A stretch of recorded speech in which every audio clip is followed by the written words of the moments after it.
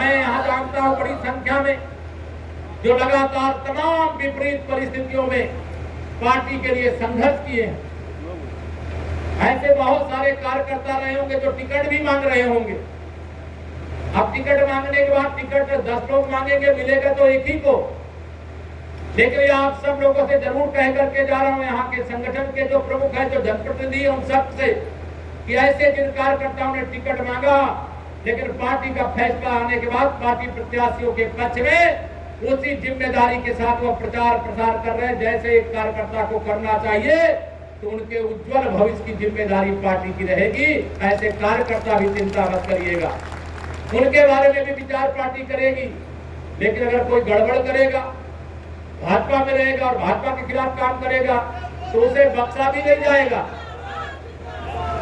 मैं आप सब लोगों से आज भारतीय जनता पार्टी की जो आंधी लहर चल रही है, इस लहर के कारण से आप सब जानते हो कौन घबरा रहा है। 2022 के लोग विधानसभा चुनाव में जो लोग यहाँ दिन दहाड़े लोगों को धमका रहे थे कि हमारी तो सरकार आने वाली है, धमका रहे थे, धमका रहे थे, जोर से बताइए, धमका रहे थे, धमका रहे थे, धमका रहे थे चुनाव परिणाम आने से पहले कि हमारी सरकार आ रही है, फिर जमीन पर कब्जा करेंगे, फिर तुम्हारी पिटाई करेंगे, फिर धमकाने का काम, डराने का काम, वसूली करने का काम चुनाव परिणाम आने से पहले ही करने लगे थे। अरे भारतीय जनता पार्टी के प्रति जनता के मन में जो भरोसा और विश्वास है, ये सपा बसपा कांग्रेस वालों को मालूम नहीं है। मैं प्रणाम करता हूं आप सब लोगों को कि आपने जिस प्रकार से इनसे डरे बिना, इनसे झुके बिना, आपने जो आपके मन में था, जब मतदान केंद्र पर गए आपने कमर का बटन दबा करके, कमर फिरा करके फिर से डबल इंजन की सरकार को बना करके उत्तर प्रदेश को बचा लेने का काम किया। इस चुनाव में मैं जानता हूं, आपकी ताकत को भी जानता हूं, आपके वोट डालने की क्षमता को भी जानता हूं। जो हमारे विरोध में लड़ने वाले हैं, अगर उनको बूथ कब्जा करने का मौका ना मिले तो अब कोई भी चुनाव पार्षद का भी नहीं जीत सकते हैं। लेकिन इस बार क्या बूथ कब्जा कर सकते हैं क्या? वो लोग जोर से बताइए, कर सकते हैं क्या? अब जब बूथ कब्जा नहीं हो सकता तो कमल खिलने से कौन रोक सकता है?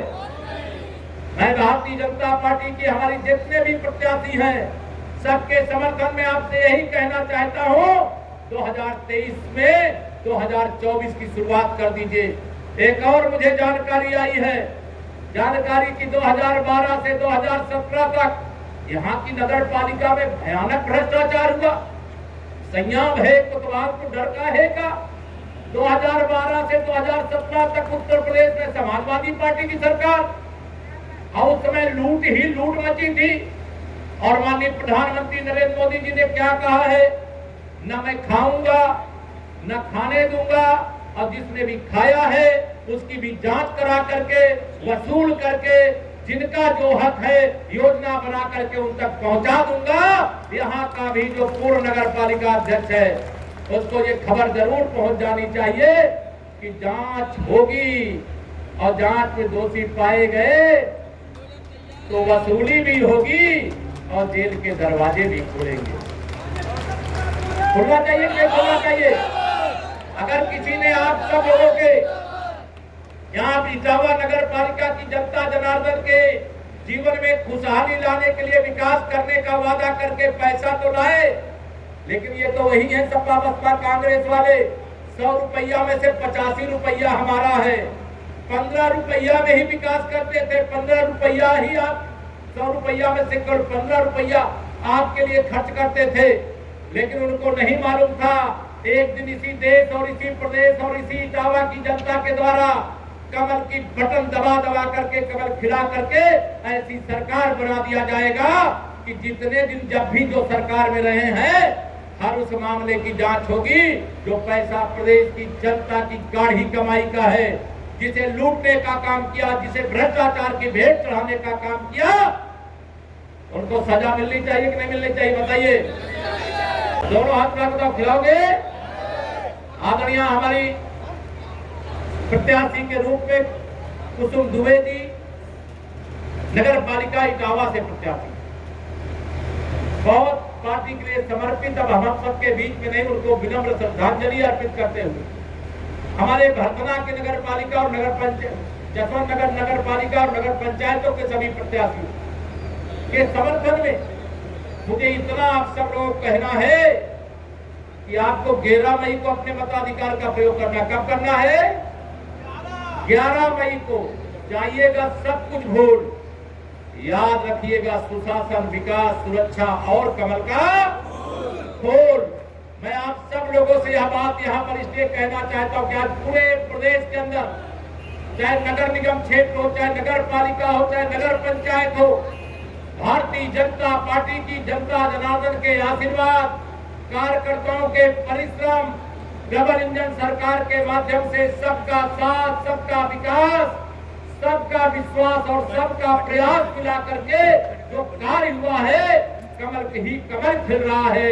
विरोधी अब एडवांस में ही मैं आज देख रहा था, समाजवादी पार्टी के मुखिया बसपा प्रमुख पर आरोप लगा रहे थे कि बसपा वाले नहीं चाहे, बसपा की मुखिया नहीं चाहती कि समाजवादी पार्टी जीते।